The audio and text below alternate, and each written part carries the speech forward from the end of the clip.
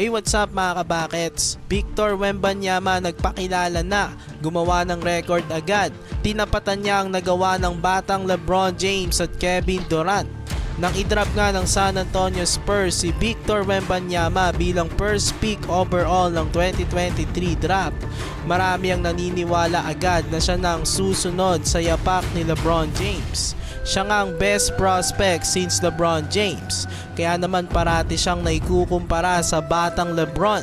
At dahil nga naikukumpara siya kay LeBron James na alam naman natin na one of the best player of all time if not the best, dapat ikumpara nga rin ang kanilang mga numero dahil may kasabihan nga na numbers don't lie. For now, nag-a-average ang rookie na si Wemby ng 20.6 points per game, 8 rebounds, 1 assist at shooting 50% from the field. Hindi pa natin pwede na ikumpara yan sa ina-average ni LeBron sa kanyang rookie year dahil nakakalimang laro pa lang naman ng Spurs ngayong season.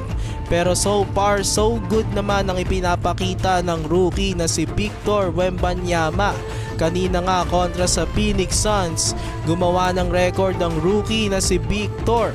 Nagtala nga siya ng 38 points, 10 rebounds at may 15 out of 26 from the field. First half pa lang may 20 points na si Wemby.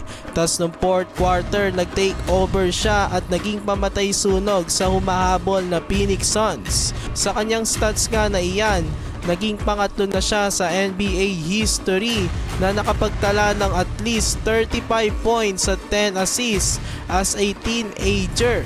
Makakasama niya dyan sila Kevin Durant at LeBron James na 19 years old din nang magawang achievement na yan. Noong November 11, 2004, sophomore year ni LeBron James, naka 38 points at 10 rebounds siya. Nanalo ang Cavs ni LeBron yan kontra sa Phoenix Suns ni Steve Nash.